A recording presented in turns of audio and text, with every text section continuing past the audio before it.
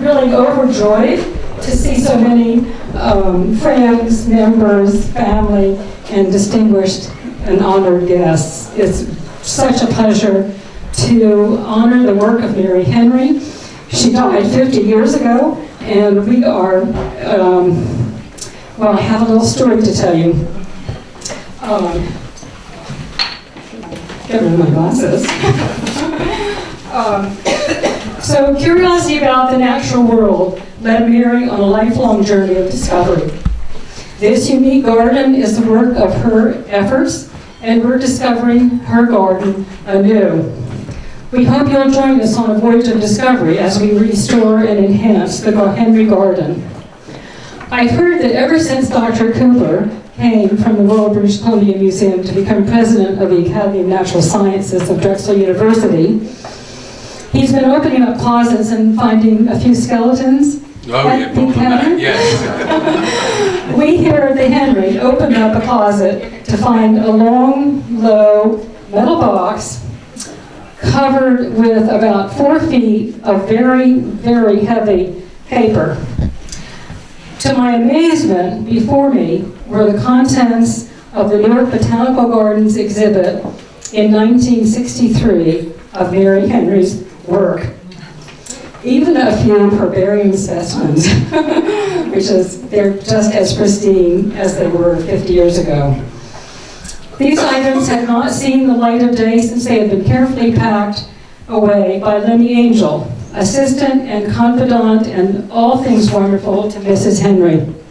Lenny's daughter is here, having come from New England. Thanks so much, Victoria, wherever you are. It is just wonderful that you're here. Hi, Victoria. As we were trying to figure out a way to display the artifacts, plus photos, plus maps, plus tools, to say nothing about the bearskin and the rifle, in stepped Doug Wolf. Doug, I'm not sure I've seen Doug here before, but I know Bill is here. So, Bill, you can pass along the message to Doug if he doesn't get here. Doug Wolf, master craftsman and creative genius. He and Matt Golis created the framework for the display. Thank you so much, Matt and Doug. It just was an incredible process of watching someone create something just on the fly and just making it work. I'd love your comments, if you agree. I hope you all agree that it's pretty neat. Fabulous. Fabulous, I agree. Finally, the exhibit could not have happened without the skills and sensitivities of artist, designer, Kira Williams. Kira, thank you so much. It's fantastic. Kira is also doing a little photography down at the Academy of the Mary Henry Herbarium. And I think it was over 5,000, something like that. Shortly after I unearthed the buried treasure, I ran into Scott Cooper at Snowdley, and you offered to open the Mary Henry exhibit. With an affinity for environmental conservation and an appreciation of architectural conservation, Scott has worked in Qatar as Director of Museums at the HenryFoundation, as well as in British Columbia as Vice President of the Royal British Columbia Museum. He brings strengths to achieve a dynamic future for the Academy as it engages a wider public in a shared dialogue.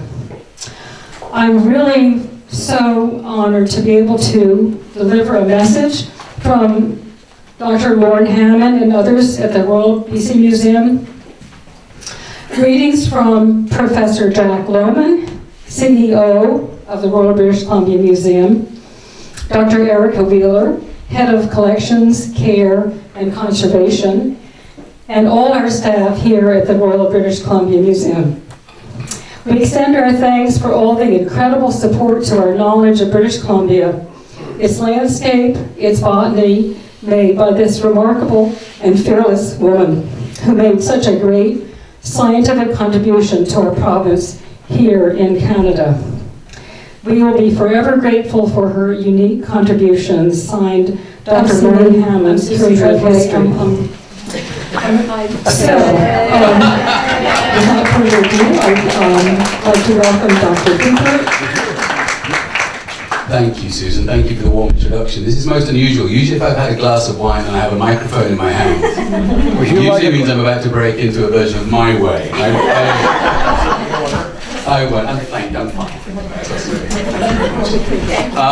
So this is an unusual maneuvering. I've got hands, I've got to do 10 pages. I presume nobody can hear me if I talk like this. Correct. Right. Okay. Not even if I project? No. Okay, microphone it is. Thank you, Susan. Thank you to the Henry Foundation for the kind, generous invitation, the honour of coming to open up the exhibition. The exhibition entitled Mary Gibson Henry, Botanist, Plant Hunter, Explorer. It felt like, when you asked me to do a few words, it feels like so much has been said about her as a botanist, as a scientist, as a plant hunter. I thought I might say a few words, a little bit about being an explorer. And I also thought it might be useful in sort of reflecting on Mary Gibson Henry as an explorer, to also reflect on the last 4 years of my life, except for the last one, the last 5, the last 5, during which I was Vice President of the Royal British Columbia Museum, where I was responsible for collections, knowledge and engagement, and I claim sole responsibility for the astounding success of the institution, and particularly Lord Hammond, Professor Lohman and Erica Wheeler.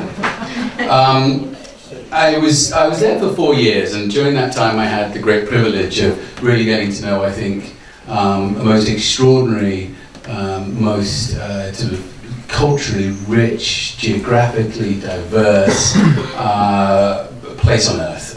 It was an extraordinary experience, one I still miss, but one I thought I might refer to as I make our remarks this evening. About 15 minutes. So bear with me, but we'll kick off perhaps in a slightly unusual way.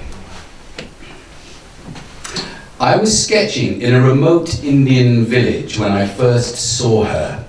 The village was one of those that the Indians use only for a few months in each year.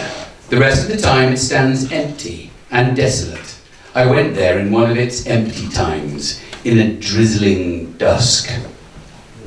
When the Indian agent dumped me on the beach in front of the village, he said, "There is not a soul here. I will come back for you in 2 days." And then he went away. I had a small griffon dog with me, and also a little Indian girl, who, when she saw the boat go away, clung to my sleeve and wailed, "I am afraid." We went up to the old deserted mission house. At the sound of the key in the rusty lock, rats scuttled away. The stove was broken, the wood wet. I had forgotten to bring candles. We spread our blankets on the floor and spent a poor night.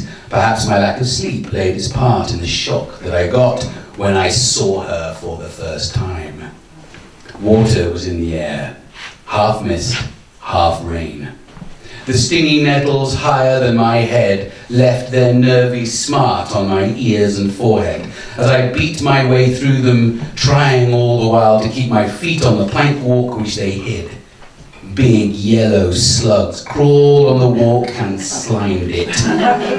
My feet slipped and I shot headlong to her very base, for she had no feet. The nettles that were above my head reached only to her knee. It was not the fall alone that jerked the ohs out of me, for the great wooden image towering above me was indeed terrifying. The nettle bed ended a few yards beyond her, and then a rocky bluff jutted out, with waves battering it below. I scrambled up and went out on the bluff, so that I could see the creature above the nettles. The forest was behind her, the sea in front. I saw her face. The eyes were 2 rounds of black set in a wider rounds of white, and placed in deep sockets under wide black eyebrows. Their fixed stare bore into me, as if the very life of the old cedar looked out, and it seemed that the voice of the tree itself might have burst from that great round cavity with projecting lips that was her mouth. I I stood looking for a long, long time.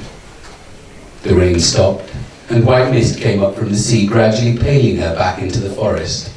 It was as if she belonged there, and the mist were carrying her home. Presently the mist took the forest too, and wrapping them both together, hid them away. "Who is that image?" I asked the little Indian girl. When I got back to the house, she knew which one I meant. But to gain time, she said, "What image?" "The terrible one, out there, on the bluff." "Oh, I don't know," she lied. The terrible one was, as it transpires, Zunkawa, the wild woman of the woods. Zunkawa is believed to live in the Canadian wilderness among the indigenous peoples of the Pacific Northwest coast. She is a giant, clumsy and easily outwitted, who roams the woods carrying a large basket on her back, seeking out children that she snatches from the arms of the awestruck and terrified parents and takes them back to her cave in the mountains to cook and to eat. She especially loves tasty little disobedient children. Yes. The legend is so strong that Emily Carr, the great Canadian artist and writer, captured her in paint and words. The former, a striking and somewhat disturbing canvas of dense dark blues and blacks and swirling greens, hangs today in the Vancouver Art Gallery. The latter was recorded in her 1941 memoir, Clee Wick, and which I just read to you. I read the extract to you at length, not because I want you to keep your children safe at night, though I believe that is, by and large, a useful habit to get into, but because I want to transport you somewhere else. Somewhere far from the rolling sylvan landscape that we can see through our windows. Somewhere distant, somewhere extraordinary. Somewhere that is culturally, geographically, and scenically at the opposite end of our spectrum. Somewhere that 80 years ago was, and in large part remains, the very definition of remote. I want you to get a sense of what it must have been like to be ensconced amongst terra incognita. I want you to beam in your imagination from one coast to the other, and to the remarkable Canadian province of British Columbia. A province that I was fortunate enough to call home for 4 years, and more fortunate still to explore. Now, I don't know how many of you are familiar with British Columbia, or BC, as almost everyone lives there refers to it, but you can call it to mind at all. If you can call it to mind at all, you are most probably conjuring up an image of its vast and crashing coastline, its endless ribbon of beachy fjords, its thick scattering of forested islands, its mist, its mountains, and its countless conifers. And you'd be right. The beachcomber image you can see in your mind's eye is spot on. It's picture perfect. But BC's not all like that. The landscape you are picturing is confined to the coast. As you travel to the province's hinterland, it begins to change, and change remarkably quickly. As you leave Vancouver, you travel through the floodplain of the Fraser River, upwards past Chilliwack, until you reach Hope, a curiously hope-free town at the foothills of the Cascade Mountains, and turn north to Gold Rush country, with its routine reminders of its multicultural origins. Boston Bar, named for its American prospectors. Kanaka Bar, for its Hawaiian ones. As a Canadian writer, Emily Pauline Johnson recalls of the road to Lillooet, here trail that winds and trail that wanders like a cobweb hanging high, just a hazy thread outlining midway of the stream and sky, where the Fraser River Canyon yawns its pathway to the sea, and half the world is shouldered up between its song and me. Next comes 70 Mile House, 100 Mile House, and 150 Mile House thereafter, on past Alexandria and, as if to emphasize its remoteness, Australian, through Quesnel, and finally, many hours later, to to Prince George, the only real town to straddle the upper reaches of the Fraser Valley. Now the landscape is beginning to change. Mountainous for sure, but less damp, less wooded, indeed somewhat barren in parts. The scenery has shifted, and the sense of isolation is now more keenly felt. We continue north past Bear Lake and the Cloud Lake, and then 3 hours northeast through Chetwynd to Fort St. John. Now the mood has changed again as we take the Alaska Highway north through the high alta plains of the majestic river past Pink Mountain on Bucking Horse River to the heart of Muskwa-Kachika country. Whilst the boreal forests of the northern Rockies loom over us to our left, the landscape seems to extend endlessly to Alberta on our right. The roads have straightened out. We can pick up speed here. At long last, we reach the blink and you'd miss it village of Toad River, until 2,845 miles from Gladwin, PA, we finally reach Journey's End, and a most fitting place to relax, the hot springs of the Liard River.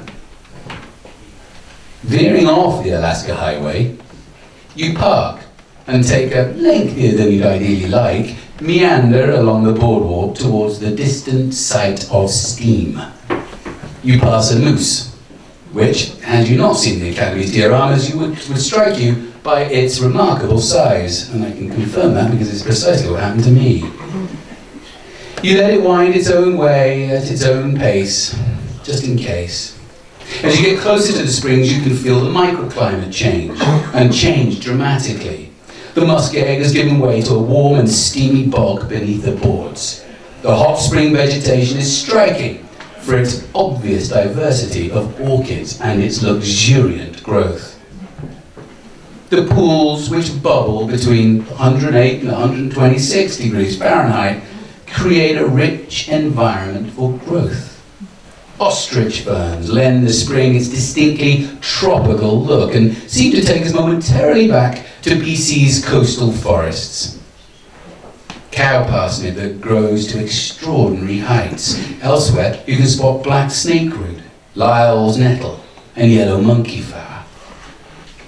It is, at last, time to strip off, jump in, and luxuriate in the relaxing pools of this wild, remote, and extraordinary tropical valley. It has been a long, long slog, but it has been worth it, every minute of it. This imperious province is vast, demanding, and at times overwhelming. It is a cultural landscape haunted by the presence of Zunkawa and the memory of the overlanders. It remains, and will ever be, in my opinion, and as somebody who knows the area pretty well, a distant and daunting undertaking.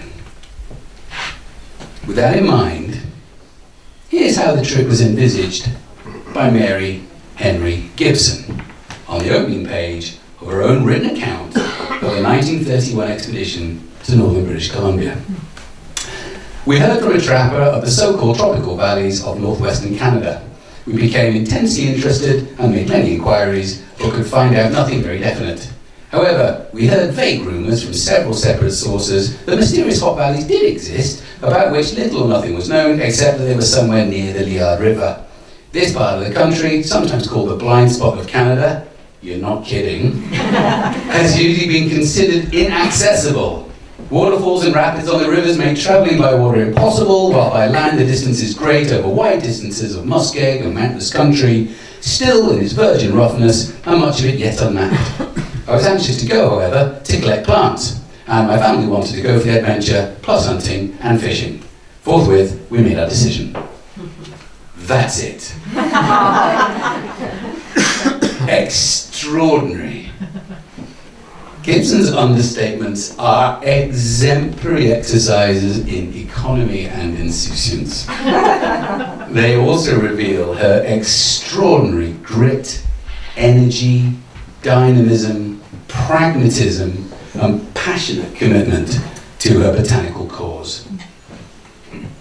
In June 1932, she felt a longing to revisit the wonderful unmapped wilderness and embarked on what would be the second of 4 BC expeditions that decade. She assembled a small party of 3 men and 21 horses for a short trip to a vast jungle of rugged, uncharted mountains west of Redfern Lake. Accompanied by her daughter, Josephine, who was collecting insects for my own institution, the Academy of Natural Sciences. They covered 460 miles on horseback, climbed 7 mountains on foot, and that's another 100 miles on top of that in 5 weeks.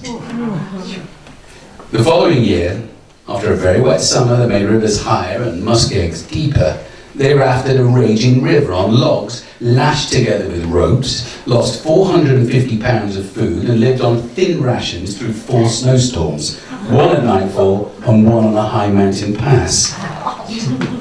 And yet, although Henry conceded this trip had some rough spots, she pronounced it successful and a perfectly wonderful time. Now, as a woman of means, Mrs. Henry was, of course, known to travel in some style. For her forays to the southern US, she rode in a chauffeur-driven Cadillac, though it must be noted that was at her husband's insistence. The car was famously fitted with bookshelves and many reference books, an electronically lit desk for recording her notes, and a ventilated attic for drying the plants she collected. But despite such elegant means of transportation, these were not trips of comfort.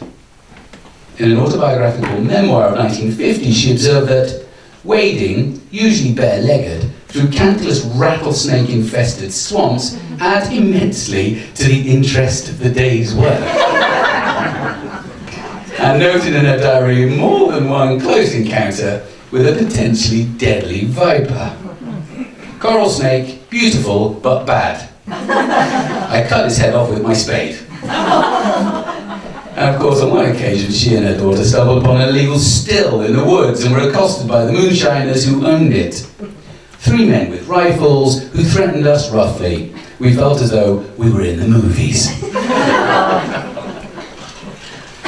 Her BC trips were no cakewalk either. No chauffeur Cadillac here to take the edge off things. This was hard and unforgiving territory. Indeed, the nature of Henry's trip is revealed firsthand by 24 minutes of remarkable footage held at my former institution, the Royal British Columbia Museum and Archive. This incomplete silent film was acquired by the BC Archives in 2003 for its provincial importance to British Columbia. It consists of the 2nd and 3rd reels of a 3-reel production. It was made in the summer of '31 and shot by expedition outfitter Stan Clark and by Norman Henry and Norman Henry Jr., Mary's husband and son. The film shows a party of 16 travelling by pack train, crossing rivers, caching food and fishing, as well as some camp scenes. Indeed, the journey of the film itself has always struck me to have been as remarkable as the trip it records. A 1925 Acme 35mm silent film projector was bought at Lund's Auctioneers in Victoria, British Columbia, around 23 years ago. It was in pristine condition. Unknown to the purchaser, it came with 2 unidentified reels of film. No one at the auction house knew anything about the origin of the projector or the mysterious film reels. An employee told Stan Fox, the purchaser and a veteran BC filmmaker, "I don't know what they are, they just come with it."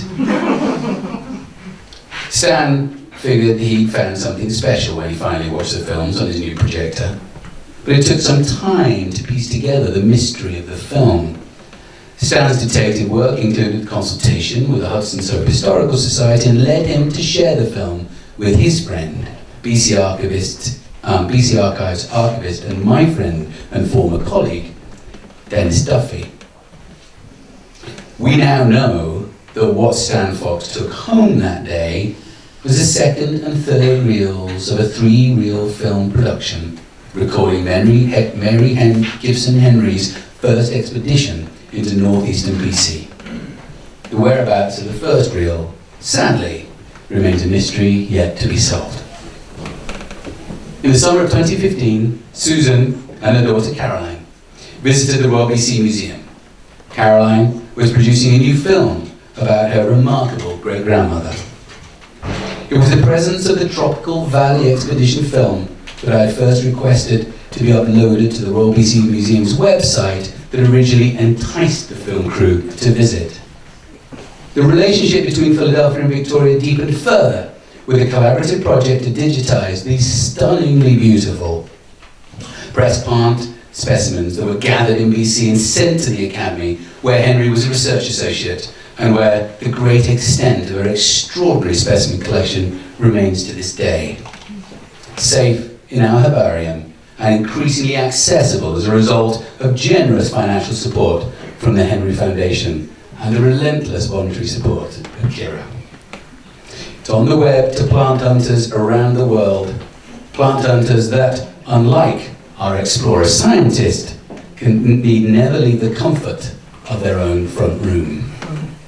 So, as we dry off, get dressed, walk back to our car, and set off for the long, long return trip from Yard Hot Springs, we can plan to be in North Dakota in 3 days, Chicago in 5 days, and Gladwin in a week or so.